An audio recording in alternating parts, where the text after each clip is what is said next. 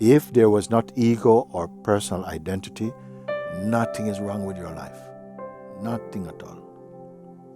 So what we are going to spend time, if we have time today, is bringing you back to the power of this seeing. I'm going to call it the power of true seeing.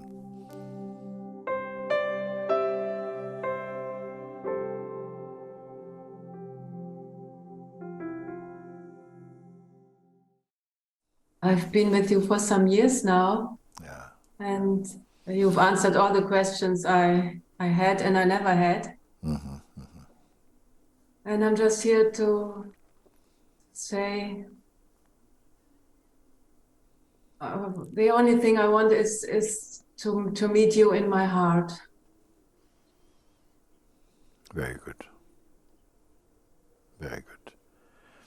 I like it. It's a good start. You say, I've answered all the questions that you had asked and you could ask. And I'm sure that over the years, we have covered enough in terms of the actions and interactions that we've had concerning the search for freedom. And I've always put that to be the singular intention and focus of coming together in Satsang. And but you have put it also answering the questions and even receiving the responses that come, listening to what I have to share by itself is not enough. It is only to now to bring that into a very practical understanding inside the heart. Learning, if it is learning, is not going to be enough. It is good, but it's not enough. It has to be, the term we say, realized, or it has to stabilize. It has to be alive inside your own heart. It has to be your own proof also. So, what needs to happen, you see? And as I say these words, I have my full attention on everyone as much as I can do, having such a wonderful group of people. I'm sitting in front of you. What is to be done then? We have already gone past something that questions and answers, knowledge certainly at a verbal, mental, intellectual level is insufficient for a complete recognition. Has to be something internal for you. And I feel very confident to stand before you because my guidance has really condensed into a very, very slim area that no one should be able to say, but it's too complicated, there's so many things to learn, there's so many things to remember, so many things to apply. I said, no, not like that. We have brought it down to a simple, I don't want to use the word formula, but some simple steps that I believe, irrespective of one's spiritual background or how new you are to satsang, I trust that the urge inside is sufficient to somehow propel you along the way. And what I have said, and I can summarize it very quickly, is that for everyone, what is our experience? Generally, we'll say whatever it is that comes up in the mind from the past or from some intention in the future, whatever comes through the senses, all these are perceivable phenomenon. They are coming, appearing for some time, and going. Very often we somehow become engaged with them, and to become engaged with them, we take the flavor of personhood. So you become personal with them. You say, this thing is affecting me, I want to, and so on.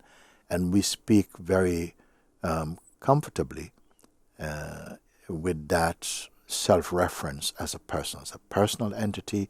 These are my experiences. This is how I try to apply the best I can with what is arising in me through my mind and senses. So this is common for every human being.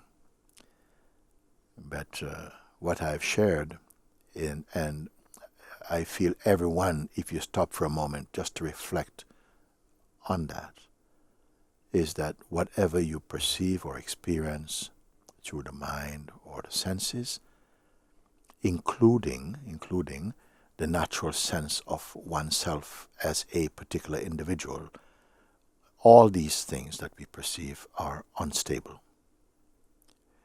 They come, they play, they go. Much of it, some of it, we retain in memory, some link in memory. But even the things remembered also are fickle, they are not firm, because even if you had the most accurate memory, your moods contribute to the way things are remembered, and something that was felt to be on one day very important, very, very important, another moment is not interested in it at all. So we are constantly experiencing the variable. Things are coming and going. And what to be made of that? Why am I making some point of that? Is nothing to depend on there in any profound way. Our moods are changing, memory is changing, perception, very, very subjective. All of this is changeful.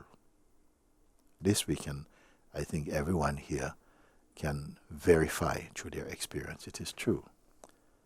So what is to be done then? What is to be done? If all that we perceive through the mind, through the faculty of memory, through the intellect, through the senses, are simply the comings and goings, the daily traffic of thought and emotion, feeling, ideas, projections, dreams, all these things, what is there to rely upon? And even the sense of ourself, ordinarily the one for whom the world is appearing and for who has to live in the world that they perceive in their mind, even this one is not stable. So next point, if all these things are perceived to be unstable, okay, they come and go, and so because of the comings and goings, we create a kind of relationship with them, but they come and go. But what is to be understood by that? Well, first of all, if you can verify that everything comes and goes, you, the one who is verifying everything come and go, relative to the things that's coming and going, you must be stationary. So what is coming and going? Not just the memories and thoughts and feelings, but even the sense of yourself as a person also keeps changing. So I'm going to add that into the field of the comings and goings. So something must be, a place must be more stable to observe. These are very changeful states. So what is more important? The changeful state, or trying to control the always changeful state, or to be in the place which is less changeful? And I'm sure you will say, of course, if it was not the possibility that I could observe and verify that everything I see is coming and going, and there's a habit to identify with them, to go into some relationship with these sensations, and that happens almost for everybody it happens. But now you found something. You found a place where you can observe these things, but not observe them with attachment, not to try and control what you see. One of the most, I would say, important advice I could give is to learn to remain in awareness of all the things that come, but also remain aware that you are aware of them, that they are being observed in the space of your being.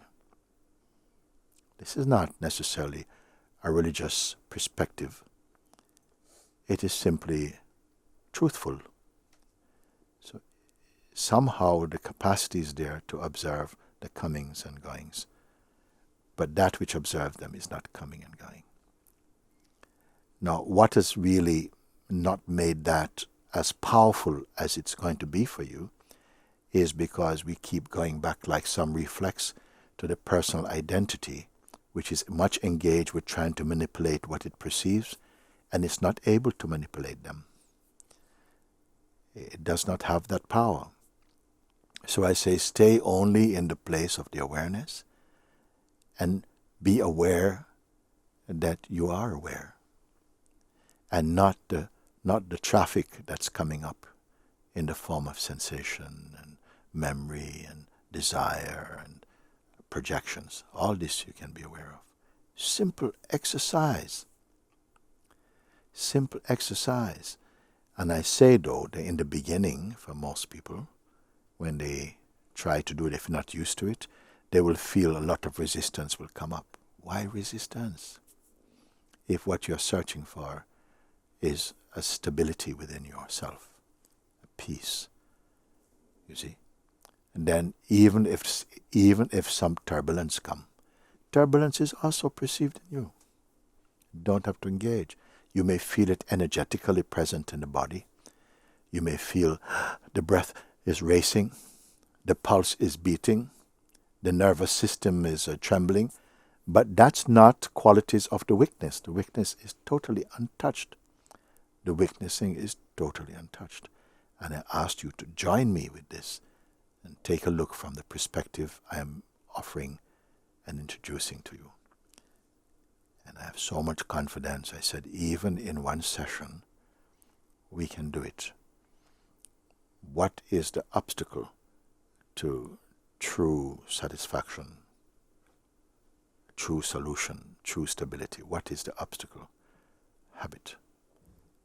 The habit. Like some reflex, we find ourselves again trying to control and to identify and to, in fact, when we do identify with the phenomena of the mind, you are not good company for anybody. Actually, nobody wants your company because you are in a disturbed state. Would you not agree? We're in a disturbed state, and we maybe go to a company to try and distract us from our disturbed state. And maybe for a few moments we can get distraction. You go watch a movie, or you go and to a restaurant. You can be distracted for a bit, but it comes and goes. You see? So therefore I say, persist. The one who is really sincere, it doesn't matter if you fail 100 times. You persist, and by, you become much more stable in it. And it doesn't take long, even on the first try. We begin to, if you hold off from jumping into the samsara waters, into the trembling waters, you just remain that you're aware of those as sensations and thoughts, but somehow you're honoring your detachment, your capacity to be detached from it. Look how quickly things change. In a short time, we're experiencing something that many people, maybe most human beings, don't consciously become aware of. That the peace is a peace that arises within you. You didn't go outside to find peace. Just by this simple exercise of not connecting up with the mind flow and the usual habit, but just as in the same way you can remain detached and be aware of like this. That is all. I feel what's the problem? They don't believe me. And I'm not asking for belief. I'm saying, hey, have faith in me. No, have sufficient faith to put it to the test. You see, anybody put it to the test, I know that very, very soon you come into that experiential state of tranquility and peace. It doesn't mean it's the end, though. It's not over. The mind will come again. The momentum of habit and condition will come. But again, each time it comes, it can only appear to you who are already here. You are already the space of consciousness that things appears inside. If there was not ego or personal identity, nothing is wrong with your life. Nothing at all. It is only the false sense of self that begins to take credit for or feel abused by, and that identity creates all this trauma, all this pain. So that's the first thing. So again, I present it as a synopsis, a simple way of putting it again. What do I say? I say, learn to observe your mind, your person, and its world. Not by turning this way, you don't have to fall in like this, but just by sitting inside your own awareness, letting the mind arise, not trying to suppress or to control mind and so on for a moment. Sit with that. Sit with it. Some things will come that feels very, very juicy. And many things will come, they are medium juicy. And some things will come that you hardly notice at all. And be aware of them, but don't panic. Honor your capacity to observe with detachment. Keep at it. And so powerful it is. So more than intimacy, it brings you to the harmony of being in you. And I'm beginning to recommend it.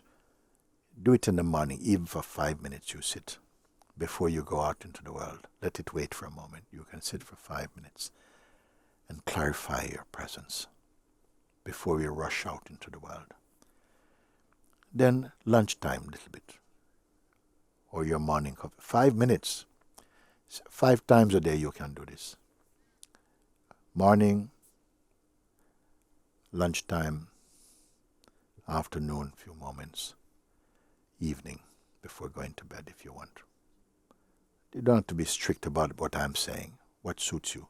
Start like that, and quickly, you see, it will kick in of its own power, and you'll somehow feel, I want to do this, and then I have to do this, because this is something not just for me.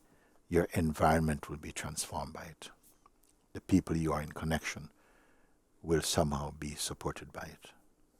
It seems like a lot to say, but I'm saying this because I don't say, if this teaching failed, try this other one. I'm not going to give anybody another teaching right now. You see, from nearly 23 years, I'm sharing these things. In the early days, speaking about it in many, many different ways. But now it's come down to this. Not who can, but who will follow. The one who follow will find. So, observe first mind without attachment. Then you come to the sense of beingness. Just a sense of I am. Beingness. After you have been watching the mind without identifying, you discover the space of being. It's right here. Nobody gave it to you. But it's released. It's released from the grip of personhood. And it's right here. And now, after some time, also learn to observe the sense of beingness also. Observe the sense of being also. Because when we observe the mind, you discover the beingness. And the beingness feels, hallelujah, I'm home, I'm home. I'm here, God is here, the presence of God is here. Then gradually, I say, also now, when you got the strength, the focus, now try to observe also the sense of being. You don't have to create any pictures about that.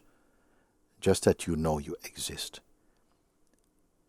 If you know the mind, and then you realize that you're the one who is watching the mind also, then you realize that you did somehow evolve to a higher state, now to be not just the person suffering the mind, but now you're the witness of the person and its world, the sense of being. You practice this, sit with this. It will continue expanding in ways of peace, a deepening of your joy and wisdom. Then what after this one now? Then begin to observe the beingness itself. Why? Because now you say, but even this beautiful state of being, there's awareness even of this.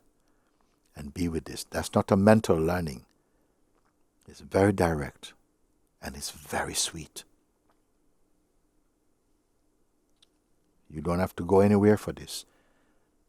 You could be paralyzed, you could be in hospital, you could be on your deathbed, it doesn't matter. You have the capacity to observe like this. Pay attention to your being. Every movement, every thought, every sensation, every pain, every judgment, sense of fear, all of that is just coming and going like clouds floating by in the infinite sky of your awareness. The awareness is not floating by. The awareness as manifested as the witness of all these things. And it is still. And no one has to tell you you're in a higher state. Automatically, you know. Just like when if the first time you were sick, you knew without anybody telling you something is not right, because you are experiencing a state of disharmony. In the same way, when you come out of the chaotic field of mind and person, the unstable field, no one has to tell you this is a better state. You already know. But many people take even this beautiful state as the final thing. I said, no. Learn also to observe the stillness. Find something. You're not going to find some object. Now I can see this thing. No. If you speak about seeing here, it's not an object seeing. It's like the harmony of pure subject, the harmony of yourself. So what we are going to spend time, if we have time today, is bringing you back to the power of this seeing. I'm going to call it the power of true seeing. With your help, I am going to give title to this satsang as the power of true seeing.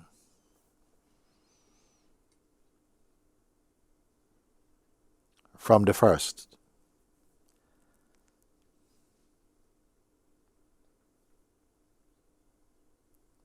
Because the habit is somebody's going to come and say, yeah, Guruji, I know, but what happened in my mind? I say, I don't want to talk about your mind. All boring stories. My mind, this has been happening in my family, la la la. You are not original in that. The whole world is worried about family, about money, about survival, about the body. Okay, I'm showing you the universal remedy for this thing.